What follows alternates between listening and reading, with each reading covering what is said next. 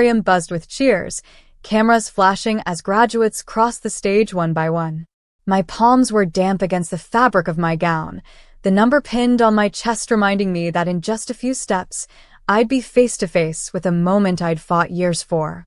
But then, just as my name echoed through the speakers, my father leaned forward from his seat in the second row, his voice sharp enough to slice through the applause. She doesn't deserve to be here. Before we begin, drop a comment and tell us where are you from and from which city you're watching our videos? And after watching the whole video, don't forget to tell us what would you do in this situation? Be honest, tell me in the comments below. We read every comment. Let's begin. He didn't whisper quietly. He wanted people to hear. My cousins, my aunts, the same relatives who had rolled their eyes when I studied until dawn, they laughed. A ripple of mocking chuckles spread down the row like wildfire. My throat tightened, but I kept walking, my heels clicking against the wooden stage. I forced myself to stand tall as the dean handed me the diploma, the paper proof of years spent clawing my way through obstacles no one believed I could overcome. From the stage, I caught sight of my father's smirk. My mother leaned in, murmuring something to him with an amused shake of her head. My uncle nudged my cousin beside him, whispering, "Told you she'd never last. What a waste of tuition." The laughter burned worse than fire. But I didn't let my face crack. I didn't let them see me break. Instead, I turned, scanning the audience, and that's when I saw him. My grandfather. Sitting stiff, hands resting on his cane, his eyes sharp, piercing through the noise like a blade. For a moment, the hall seemed to hush around me. He wasn't laughing. He wasn't smiling. He looked furious. I walked down the stairs with my diploma clutched so tight it bent at the edges. I slid into my seat with silence hanging heavy around me, their whispers still needling into my back. And then, slowly, painfully slowly, Grandpa rose. His chair creaked, and every head turned as if gravity itself had shifted.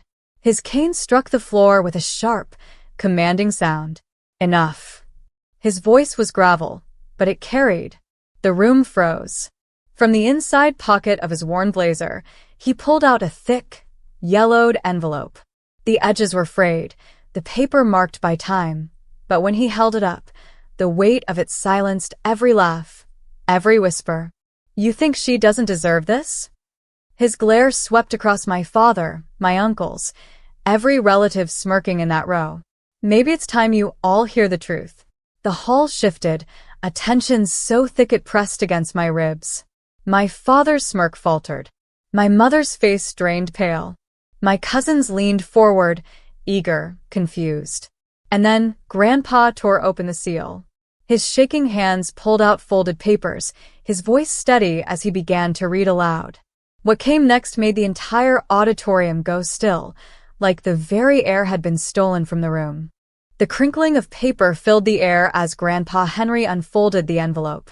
The crowd's applause, once deafening, had melted into a stunned hush.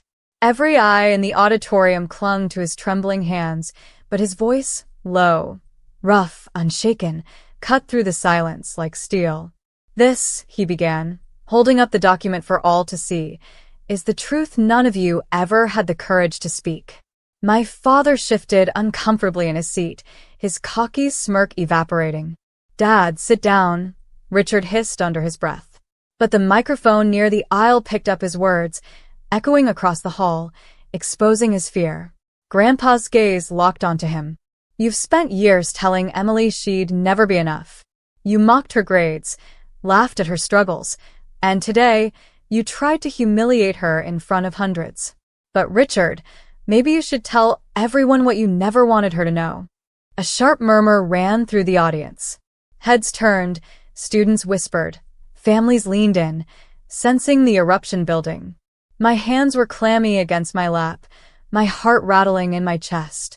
I wanted to speak, to demand answers, but something inside me whispered, "Wait." Grandpa lowered his eyes to the page. His voice didn't waver. "This envelope contains records.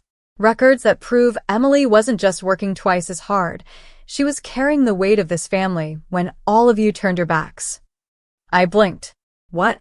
Gasps rose as Grandpa read on. "Bank statements. Proof of tuition payments. Letters from the bursar's office. He looked up, his eyes burning into my father. Do you want to explain, Richard? Or should I? My father's face had gone red, veins visible in his neck. Stop this nonsense, he barked. Those are lies, old man's tricks. But Grandpa slammed his cane against the floor. The sound cracked like thunder, drawing startled gasps.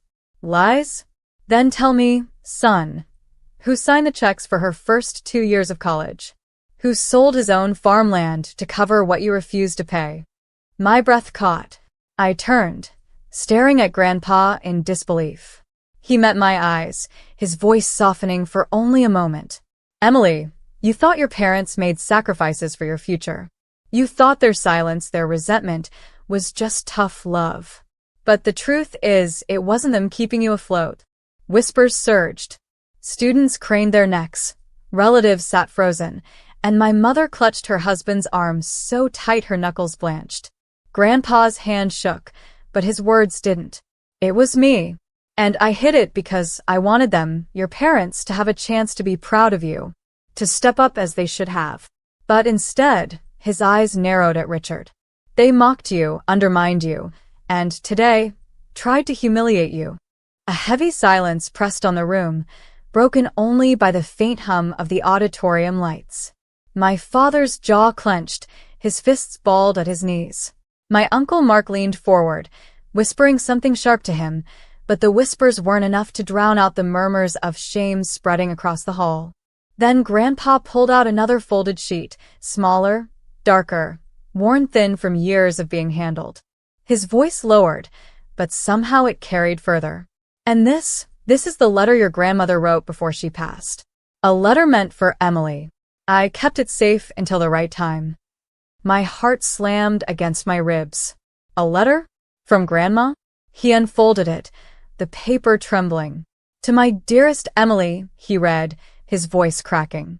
If you are reading this, it means you've made it to a milestone I always knew you would reach, even when others doubted you. Don't let their bitterness become your chains. You are stronger than them, smarter than them, and one day, you will rise higher than they ever imagined. Gasps rippled through the auditorium. Some students clapped instinctively, only to silence themselves in awe of the moment. Grandpa's eyes were wet, but his voice was hard as stone when he continued. She left this for you because she knew. She knew they would never see your worth. But I did. I always did. Tears stung the corners of my eyes, but I refused to let them fall. My chest heaved as rage and gratitude collided inside me. For years, I thought I was fighting alone, dragging myself through mud while my family mocked from the sidelines.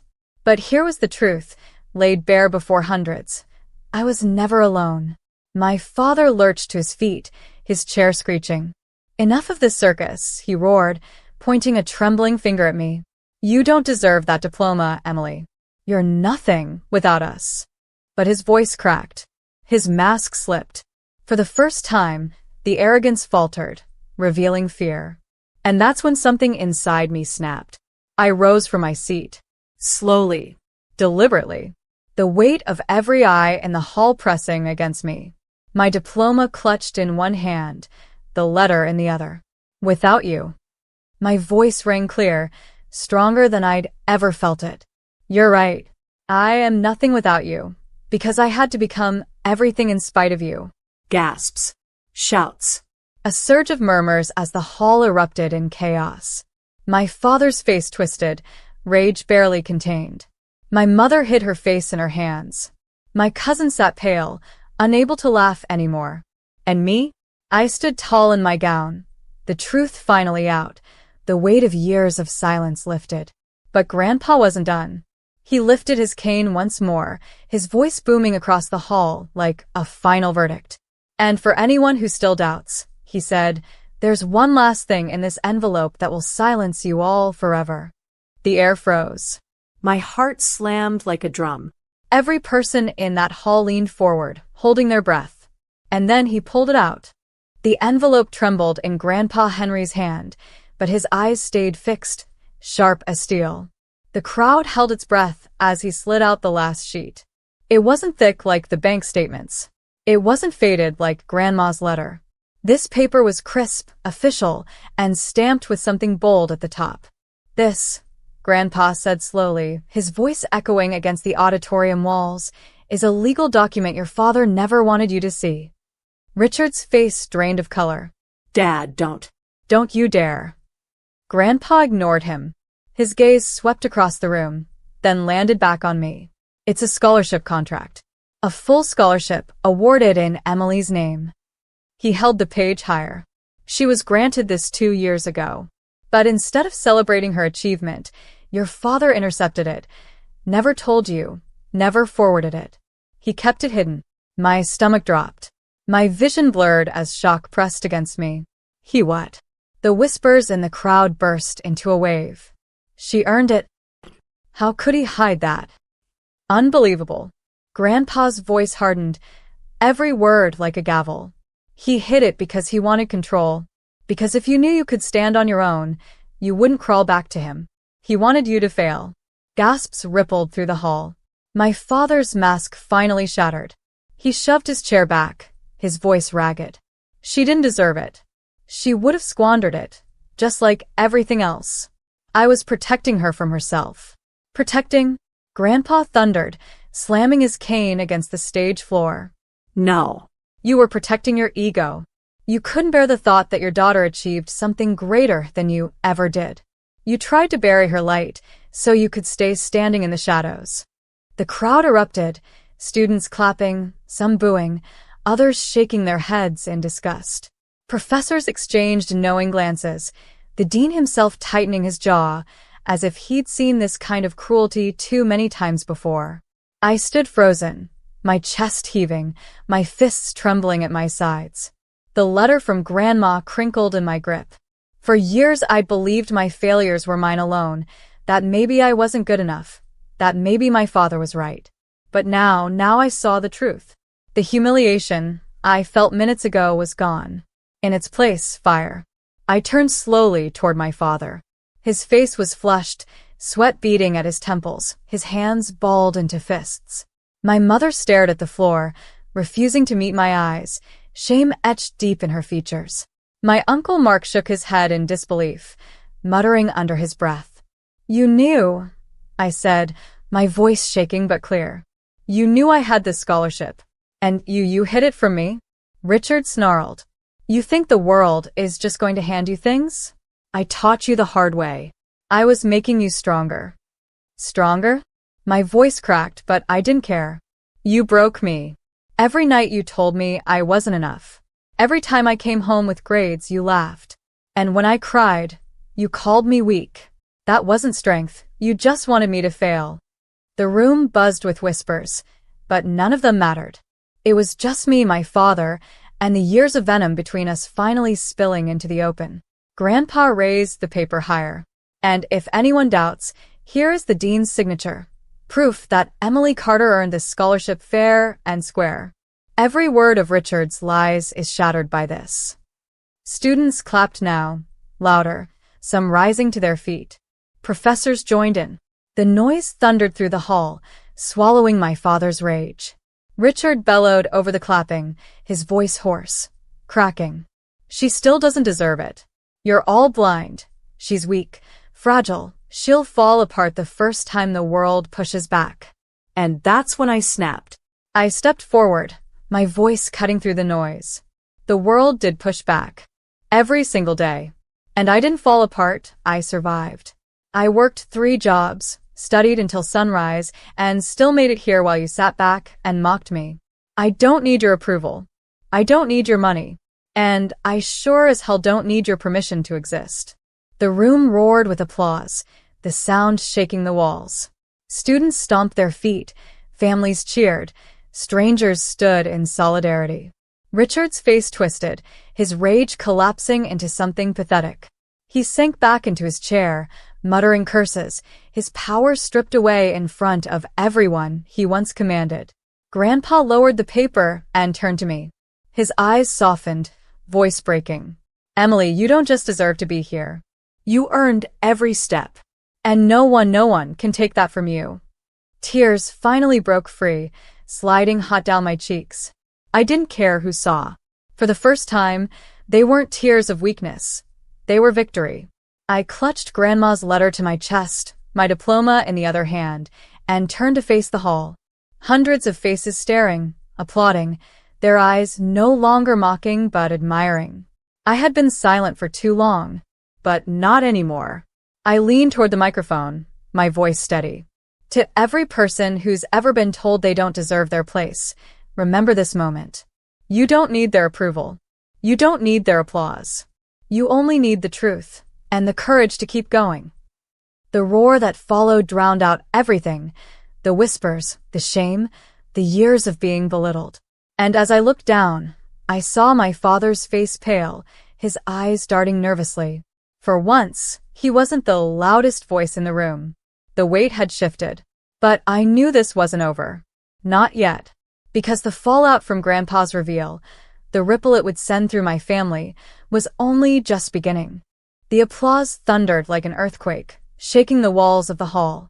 But beneath that roar, I could see it, the unraveling of my father. Richard Carter sat hunched in his seat, eyes darting wildly, like a cornered animal. My mother's hands trembled as she tried to calm him, but her silence spoke louder than his fury. She had no defense left. Grandpa Henry stood tall, his cane braced against the floor, his presence commanding the room. When the crowd finally quieted, he spoke again, his voice low but devastating. "Richard," he said, his words dripping with disappointment. "You tried to bury your own daughter's future. But tonight, the truth buried you." The audience gasped.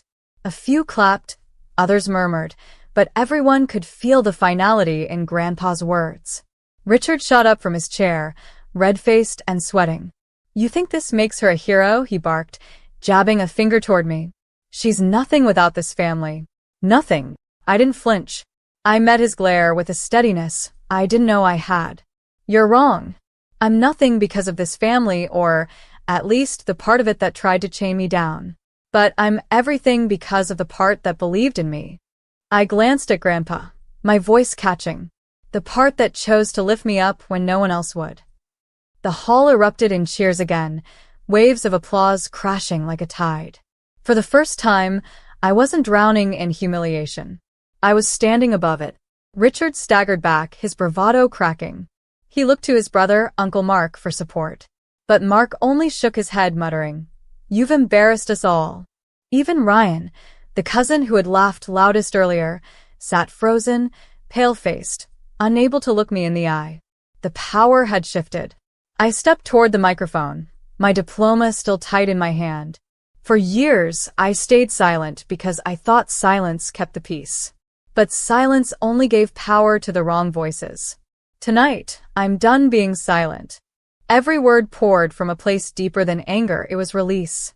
Years of mockery, doubt, and quiet tears behind closed doors, all of it spilling into strength. Graduation isn't just about grades or jobs or what people think you deserve. It's about surviving everything they said would break you. And I survived. I earned this. The crowd exploded once more, rising to their feet. Professors clapped, students shouted my name, strangers cheered with tears in their eyes. The humiliation my family had meant for me had turned into the loudest victory I could have imagined. But Richard wasn't done. His voice, desperate and cracking, cut through the cheers. "This doesn't change anything. You'll still come crawling back when the world chews you up and spits you out. You'll see, you'll need us." For a moment, the hall quieted, waiting for my response. I lifted Grandma's letter, the paper soft and fragile in my grip. "You're wrong again. The world already tried to chew me up. And I didn't crawl back, I climbed higher. And from now on, the only family I need is the one that stands with me, not against me." My words echoed, sharp as glass, leaving him with nothing. Richard's face crumpled. He sank into his seat, defeated, shrinking under the weight of his own exposure. My mother turned away, her shoulders shaking, no defense left to offer him.